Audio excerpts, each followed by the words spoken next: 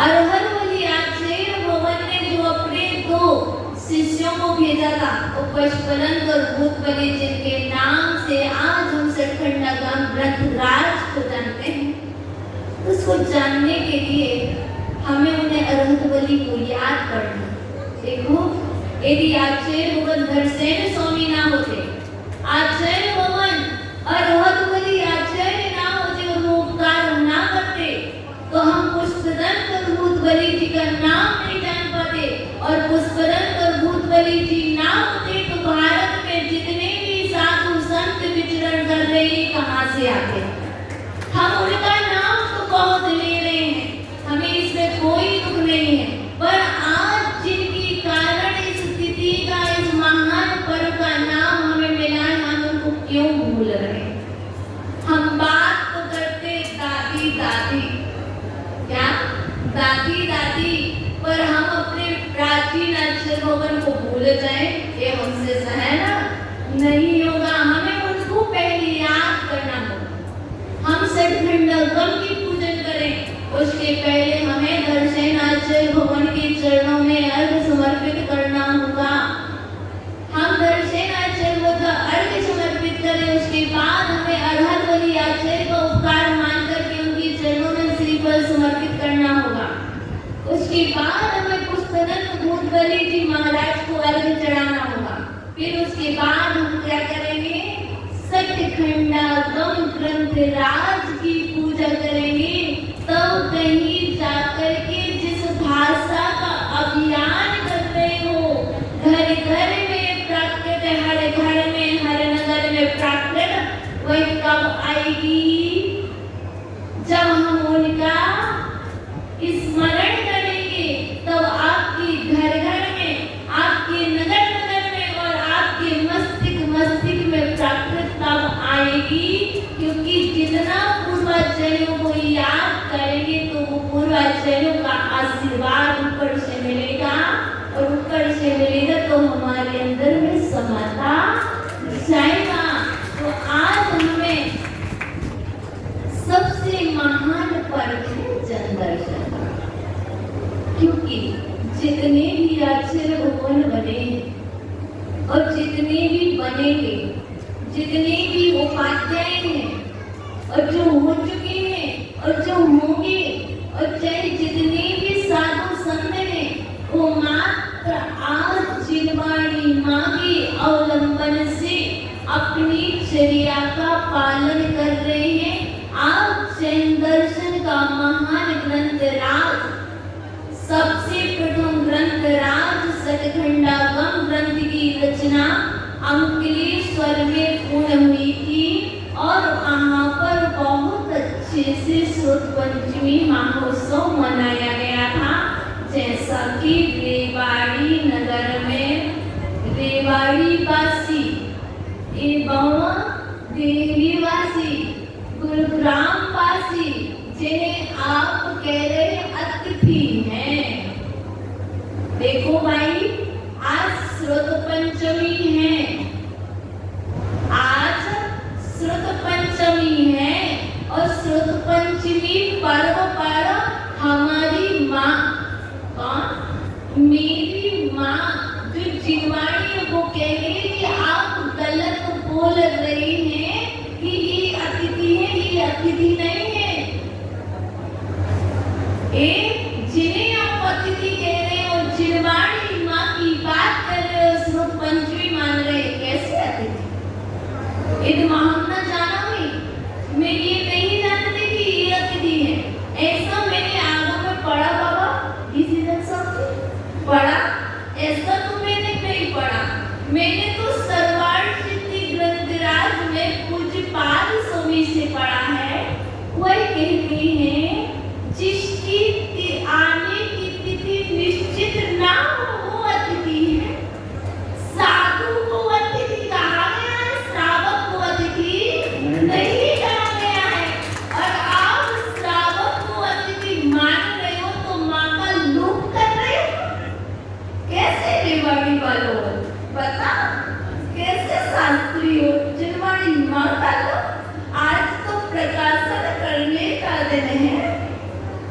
Joke करने का देना नहीं है। तो हमें अपनी भाषा अर्थात भाषा की पूर्व माता, भाषा की पूर्व माता, क्योंकि भाषा को जानना माता को पढ़ना है। भाषा को जान करके माता की बात को मानेंगे, क्योंकि भाषा को जान ली और माता को जाना नहीं कि माता कहना क्या चाहती है। क्योंकि प्रणव में सागर जी जो कह रहे ना, वो ये नहीं कह रहे कि भाषा को जानो माता को भूलो, वो ये नहीं कह रहे, वो कह रहे हैं कि भाषा को जानो तो माता के भावों को भी तो पढ़ो कि माता क्या कह रही है। इसलिए ये श्रुत पंचमी है।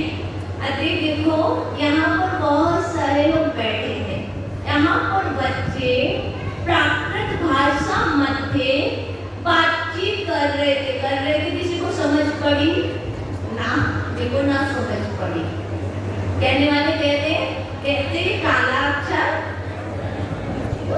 अभी मैं कह रहे, पर ऐसी बात नहीं है। मैं आपको बता रही काला अक्षर नहीं है।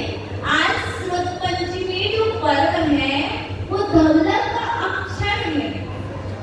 पूज्य गुरुदेव ने आज के दिन की स्तुति लिखी थी, ऐसी आप जैसे लोग ऐसे ही कह रहे थे कि काला अक्षर। देखो अभी भी कह रहे थे, कितने देर से सुनाई पड़ रहा है, लेकिन पूज्य गुरुदेव ने क्या कहा? धवला अक्षर, धवला अक्षर अरिहंत बराबर दिव्य ध्वनि जैसा, अक्षरे अक्षरे मंत्र भरा है महामंत्र जैसा। मतलब यदि आज आप जितनी भी विधियों का वर्णन सुन रहे हो, नमो जनानम, नमो कोहि जनानम इत्यादि जो भी 44 रिद्धियों का वर्णन आया है, ये कोई और नहीं, ये पुस्तकं तो भूत बलि द्वारा रचित लिखी हुई वही धवला की 9वीं पुस्तक में 44 रिद्धियों का वर्णन आया है, जिसे आप स्मरण मात्र करने से अपना कार्य सिद्ध कर लेते हो।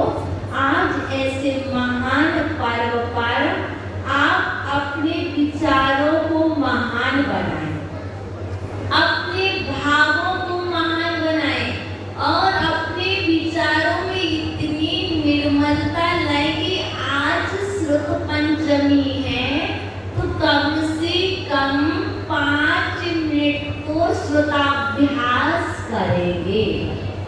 शास्त्र दान कर लेना आसान है। परम प्रभु जी, शास्त्र दान कर लेना आसान है।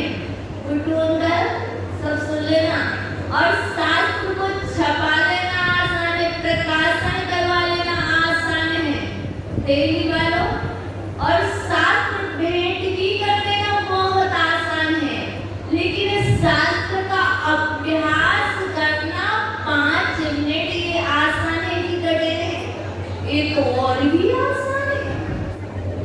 यदि आप श्रुत पंचमी पर्व पर 5 मिनट श्रुत का अभ्यास करोगे तो श्रुत पंचमी पर्व मनाना सफल हो जाएगा।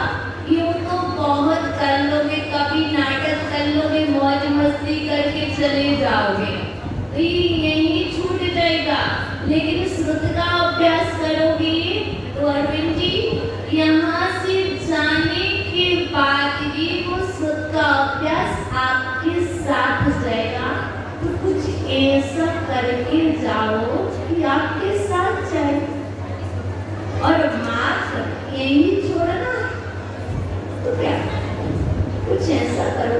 इसलिए आज श्रुत पंचमी पर्व पर विलंब न करते हुए आप सभी को श्रुत पंचमी महान पर्व पर बहुत बहुत शुभकामनाएं कि आपके जीवन में श्रुत का संचार हो, आपके जीवन में, आपके हृदय में माँ जिनवाणी वास करे, आपकी जिह्वा पर माँ जिनवाणी के शब्द आए, आपके कानों में माँ जिनवाणी गूंजे, आपके नगर में माँ जिनवाणी का अभ्यास सतत चलता रहे, आपके घर में स्वाध्याय हो, आपके परिवार में जब भी घर घर चर्चा हो तो माँ जिनवाणी की चर्चा हो और आपका जीवन जिनवाणी के आशीर्वाद से शांति प्रिय समतामय बीते।